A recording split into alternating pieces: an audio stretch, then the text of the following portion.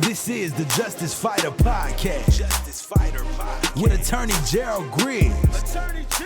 Where we have conversations on social justice, civil rights, and political news that affects us all.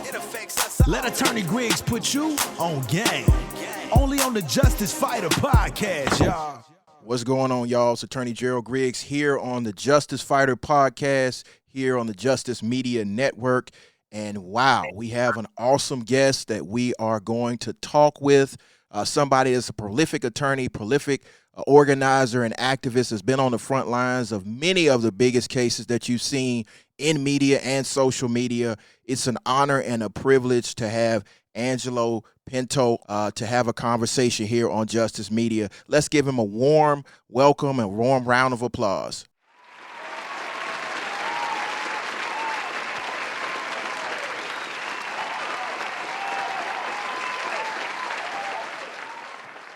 What's going on, my brother? How you doing? You know, the usual, just working hard, man. Thank you for that introduction, and thank you for having me. I'm looking forward to this conversation. Oh, anytime, my brother. So let's just jump right into it, man. What brought you into the movement?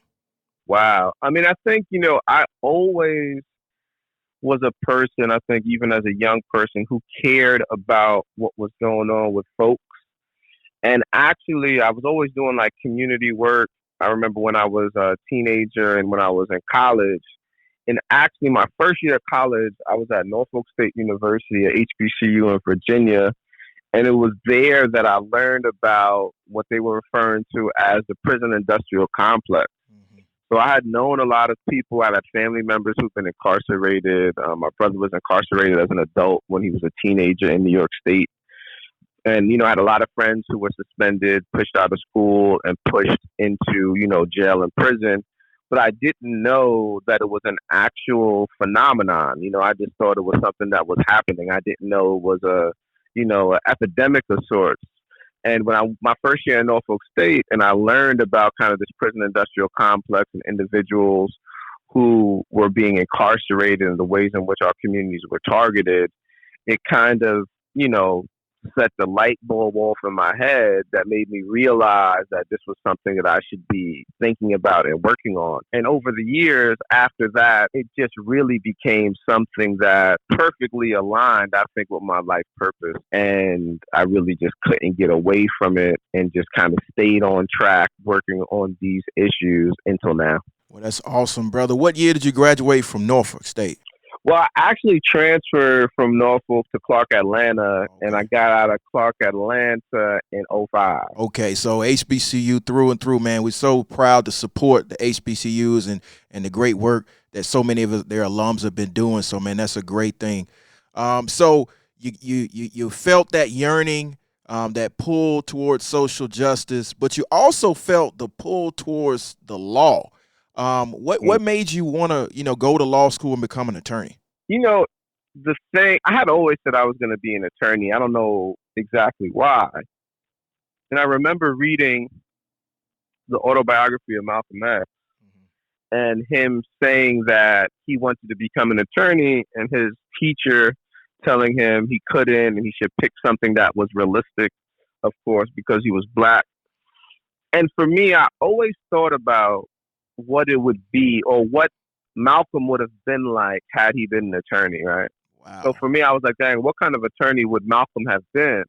And over the years, I had the opportunity to be mentored and stand alongside some attorneys who were revolutionary attorneys and also attorneys for revolutionaries like the great Chokwe Lumumba, a sister mentor of mine named Sophia Elijah, who was the attorney for Stokely Carmichael, of course, Kwame Ture.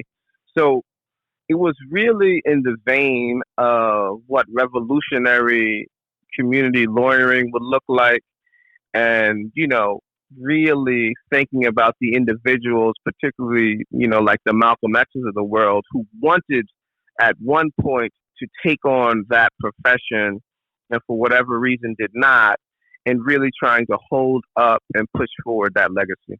Wow, that's powerful, brother. I didn't even know that. And I mean, just to think about what Malcolm would have been in this profession. Wow. I mean, you can't really have a greater beacon to look for than him. So, I mean, that's awesome to learn. And so you have been in this fight for a long time. You fought alongside some of the most renowned civil rights and social justice activists of this generation. And you guys founded Until Freedom. Tell me what Until Freedom is and what you have been doing with Until Freedom. Yeah, Until Freedom is an intersectional national human rights, civil rights organization that we started not that long ago, just literally a little bit over 2 years ago. And about a year ago, we spent most of the year living in Louisville, Kentucky, working on the Justice for Breonna Taylor campaign. So Until Freedom has really taken up those kind of issues. Really, the first issue we worked on was the deaths that were happening in Parchman Prison in Mississippi. Wow. So we went to Mississippi to kind of raise visibility and advocate really for the closure of Parchman Prison. And maybe about a year after that, or less than a year actually, we found ourselves advocating in Louisville, Kentucky, and actually moving to Louisville, Kentucky to work on the Breonna Taylor case. We were reached out to by family members and an attorney on the ground, Lanita Baker, and Attorney Crump, who were also working on the case. And at this time, when that happened, essentially no one knew about Breonna Taylor. We certainly didn't. Mm-hmm. And we went down there, tried to raise some attention. And when we were there, the second time I believe we were there, we went to Indianapolis following Louisville to meet with another family of a young man who was killed by police. And before we left to go to Indianapolis, we saw, this viral video that everyone was paying attention to, and it was the murder of George Floyd. Yeah. So we decided, I remember watching the video, and we were going to Indianapolis and then heading right back to New York. And I remember saying, we need to go here. And I just remember, it was earlier in the day, it was like midday. And I was like, people are going to show up to this location. We need to, figure it out. And we saw that Minneapolis, we couldn't get any flights, that was going to get us there in a good time. And we saw that it was about 10 hours away from Kentucky, from Louisville. And we decided to drive after we left Indianapolis. And, Minneapolis was, something like we never saw. We were going to stay for a day, ended up staying for about 10 days. And it really set the country, and I think the world and the movement on fire. So a lot of our beginnings were connected to the uprisings that happened in Kentucky and, Minneapolis. Absolutely. And you guys were on the front lines of all of it. And, you're talking about Freedom Summer 2020. And, of course, down here in Georgia, it started with Ahmaud. And then we saw the work that y'all were doing in Louisville and joined you in Louisville with Breonna Taylor. And then the whole world descended on Minnesota after seeing the video of George Floyd. So, 2020 was wow. It was a year for the history books. But kind of piggybacking on it, let's shift back to Breonna's case. I know I was up there twice and saw the work that you guys were doing on the ground and how the citizens of Louisville were united in demanding justice for Breonna, and it's Bree Way all day. But what is your takeaway from that case, and how can our listeners help to continue to push for justice for Breonna? My biggest takeaway is that, or at least one of the takeaways going to Louisville, working on their case, is that a lot is possible when local folks come together to work on an issue. Because of, and the other thing that's a big takeaway is that elected officials matter. Mm-hmm. So Daniel Cameron, the Attorney General in Kentucky, really stood in the way, and it's still standing in the way, of the officers who were involved in the murder of Breonna Taylor from being prosecuted. And, our first civil act of civil disobedience was going to his front lawn and being arrested. It was 87 of us, the Louisville 87, who got arrested to bring attention not only to who Daniel Cameron, was, but his inability and unwillingness to prosecute the officers who killed Breonna Taylor. So we saw the importance of this individual and the role he played in whether or not justice would be pursued.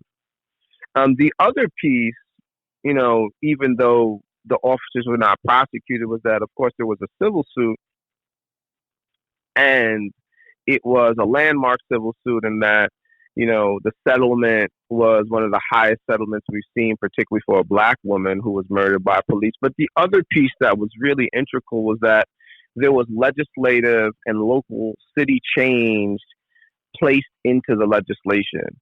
And it was because the mayor at some point realized that this was an issue that he couldn't run from, and that he was now going to lend his voice to say that not only was it a tragedy, but that things really need to change as far as the criminal justice system in Louisville was concerned and the policing apparatus. And as a result, not only was there a settlement with money, which I think sometimes folks think about as not being full justice, which is, of course, the truth, but there was also legislation put into the settlement that, for me, should stand as a model of what should happen, at least what should happen in all these cases. And not only should there be a settlement around, of course, monetary restitution for families who are going through, unbelievable tragedy, but also so that change can continue to be pursued and move forward on the ground to prevent those kinds of incidents from happening. But the other piece was that, and I always say this when I'm talking to folks in Louisville, is that Louisville truly has the ingredients it needs to create long-lasting change. And the only thing from my perspective that prevents cities from really creating the kind of change they want to see is our ability to really work, organize, think, and act together. And it's hard because we often haven't been doing it in the kind of way we need to. But I think these moments have forced us together to figure out what moving forward unified looks like. Absolutely. And the other key piece, as kind of to your question, was that we saw individuals who really never were involved in frontline organizing step up to the plate and get on the ground and really contribute. So I think for individuals who are thinking about, what do I do? One thing I always say is, think about learn about what's happening locally and figure out the way in which you can get involved. Join an organization, give them a monthly donation, and really get in the fight. Absolutely. And because of the work of national activists like yourself and others, that this new generation is seeing what organizing can look like in a new movement. And that's the thing that I'm so proud about in the social justice movement is the young people that are coming to the forefront that are learning in real time what it takes to produce change. And with that, I kind of want to shift gears because, Until Freedom has also been working on voting rights. And so I want you to talk about the March on Washington and the rally, the Make Good Trouble rally that we had a few months ago in Washington, and what the demands are moving forward. We are very clear. And even before that, right after Louisville, we went with Black Voters Matter. We went to Georgia because we knew the Warnock race was so important. And before that, we were traveling from Florida to Michigan for the presidential election because we knew that was important. And then, as you mentioned, we went to Washington. And, for us, one of the things that we realized, and I know organizers around the country and Black folks around the country have realized, is that our voting rights are under tremendous attack right now. And while our voting rights are under tremendous attack, we're really not seeing the kind of response from elected officials, particularly nationally, to protect the voting rights of Black, brown, and other disenfranchised communities. The key piece for us of why this is important and integral and I think significant in this moment is that you have seen with the race and with Raphael Warnock in Georgia, the presidential election, local elections, and some very close, gubernatorial elections. Of course, Stacey Abrams in Georgia is a great example of it. Is that Black folks, the Black vote, in many ways, and it has been this way for a long time, are the votes that are literally changing elections. They're the difference-making votes, right? So in this moment where we see voting rights under severe attack, we're also in this moment where we're seeing the Black vote matter almost in more ways than it has before, even though the Black vote has always been tremendously key. We're seeing the ways in which it's mattering so much in this moment. And for us, when we talk about protest, right, this is something that we do, we live, we breathe every day. While we were protesting, we were working on policy, as I mentioned earlier. But the other things we realize, or the other piece that we always think about as being critically important, is politics. And we know one of the really first steps to being engaged politically for us and being civically engaged politically is around voting. So voting is something that we know is important with respect to shifting the political landscape of this country. I talked about earlier the importance of individuals like Daniel Cameron not holding office because of the implications it has when someone is murdered by police like Breonna Taylor. So voting is something that we understand is critically important. Now, I will say that, we are certainly not pleased with the Biden administration. So we recognize that not only is voting important, but really for us to begin to think about what the new political landscape should look like that truly represents us, because we don't think it exists. And we don't want, because I think this is what's happening in this moment too, folks to be kind of disillusioned with the voting process because individuals who potentially could represent them actually don't. So we understand as we push for and think about the transformation and kind of the continuation of pressing for voting rights, that we also really need to have some serious conversation and some serious transformation about who the folks who represent us look like and how Black folks have much more say in who those individuals are. Absolutely. And I think that's one of the things we've learned on this movement journey is that, the protest transforms into political power, but we have to groom and grow candidates that truly do speak the language for policy that can improve the lives of marginalized people. So I'm glad you brought that point up because, many are asking right now, you guys pushed us to vote in this last election, 2 elections, of course, here in Georgia in November and January, and we haven't seen the results of that. And so I like that, you are talking about not only accountability, but moving forward, making sure we have candidates that speak directly to our issues and don't get in office and then try to forget. So I'm glad you brought that point up. We would be remiss if we didn't talk about this. Yesterday, there was a major decision that happened in Dante Wright's case where Kim Potter was convicted of both counts, first-degree manslaughter and second-degree manslaughter. And I know you were watching as I was watching and supporting the activists that are on the ground in Brooklyn Center because that city is so near and dear to us because it happened in the middle of the George Floyd murder trial, which is also the Derek Chauvin trial. But what were your thoughts on the response of the jury and the conviction of Kim Potter? I thought it was timely and it was accurate. We were in Minneapolis when Dante Wright was murdered, and I had the opportunity, we all had the opportunity to attend his funeral, and there was such a strong outpouring from his family and community. And, it was also so sad. It was, as you mentioned, literally during the last couple of days of the Derek Chauvin trial, the officer who murdered George Floyd. And it was like 15 minutes away from where George Floyd was murdered. So it was in many ways in that moment, after Derek Chauvin's conviction, it was almost like a slap in the face. It was like, wow, as we're raising global attention and while all eyes are paying attention to this case, another young person is taken away by police misconduct and negligence. Mm-hmm.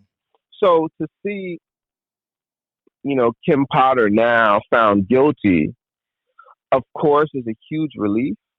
I think it speaks to, again, really the leadership, at least to some degree, in Minnesota and their willingness, desire, and kind of now I think a little bit of expertise in bringing police officers, at least holding them accountable. I don't want to say bringing them to justice because, as folks say all the time, justice would be Dante Wright still being alive, but at least holding this officer accountable for her misconduct and not letting her off the hook.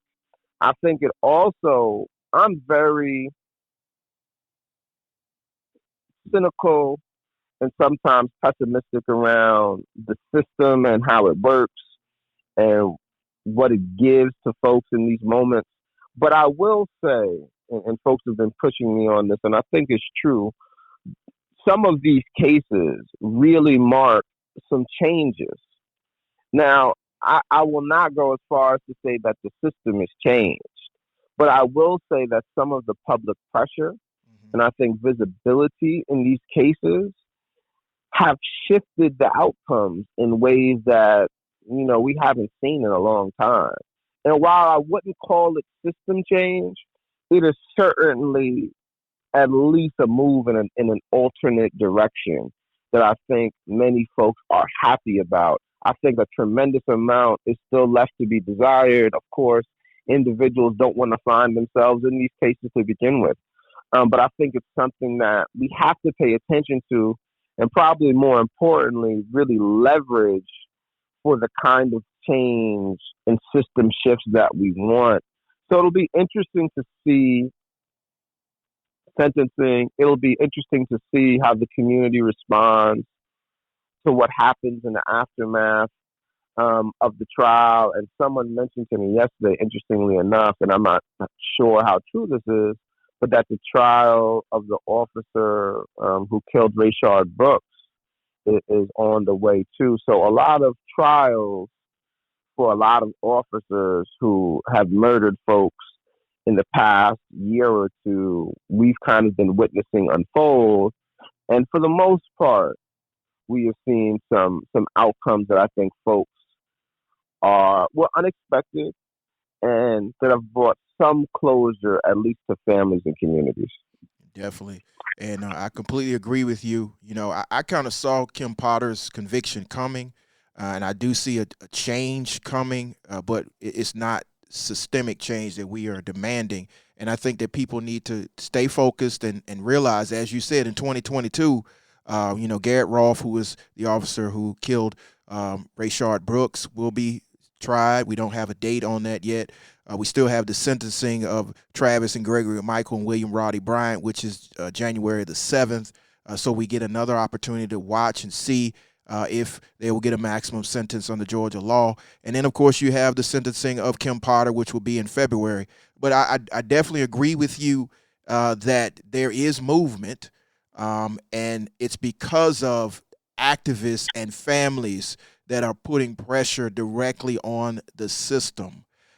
So, as we get ready to wrap this particular pod up, my question is, moving forward, what would be your advice to the listeners of how they can continue? I hear it all the time, Griggs, how do we get involved? What do we need to do? How do we make sure that, justice is some ways attainable? And my question to you, Angelo, is What is your prescription on how we move forward in 2022?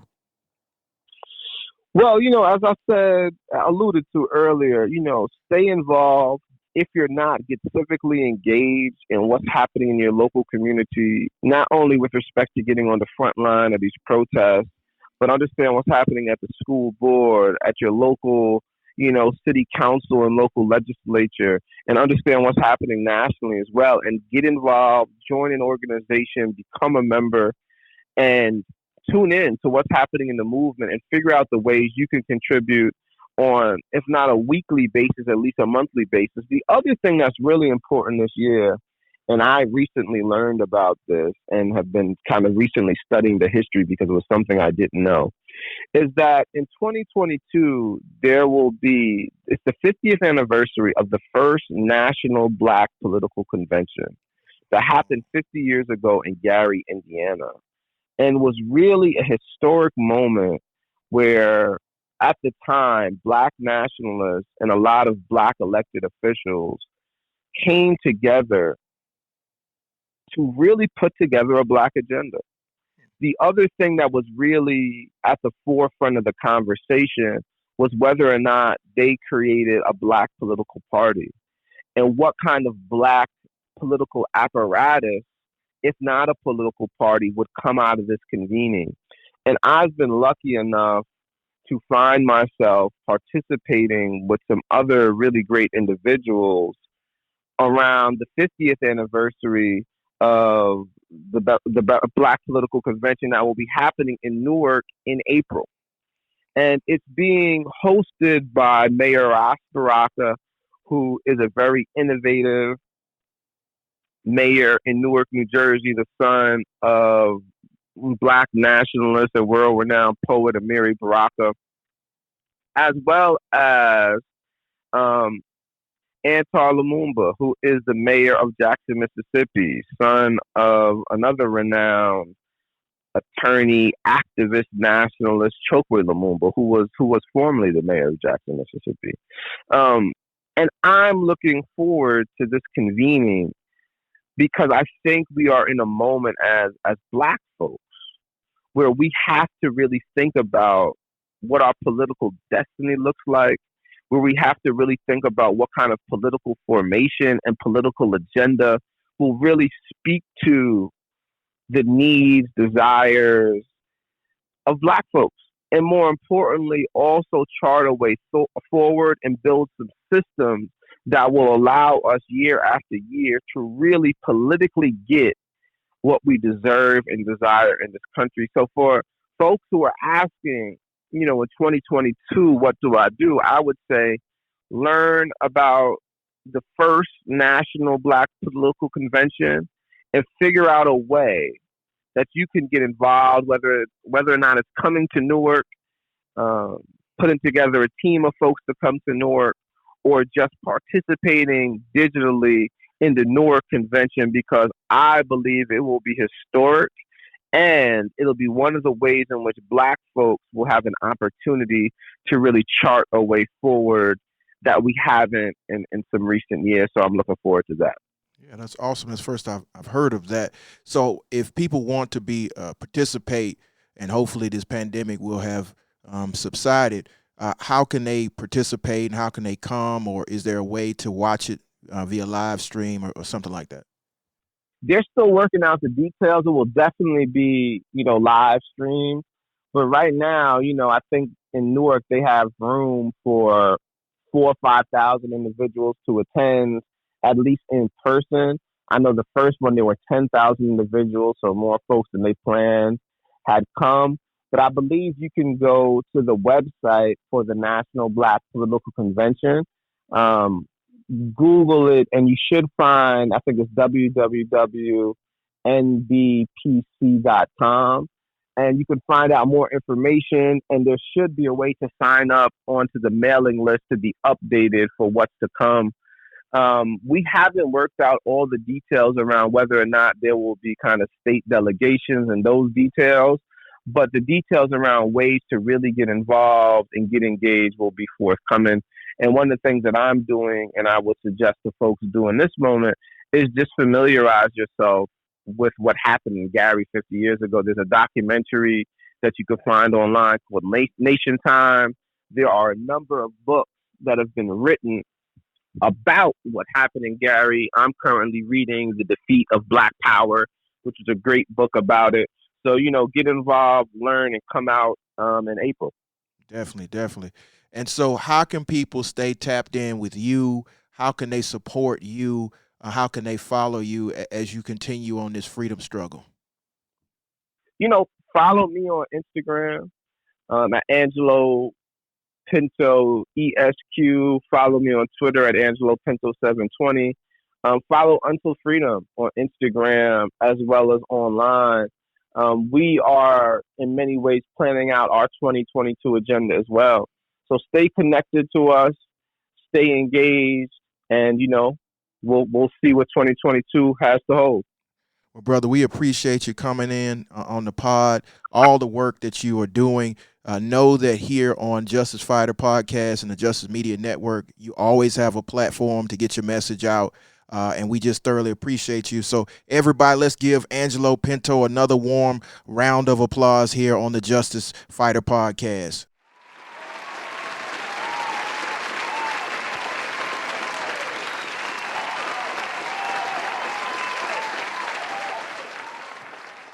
And so, well, go ahead. I was just going to say thank you for having me, brother. It's always a pleasure to sit down and chop it up with you, man. It's always great talking.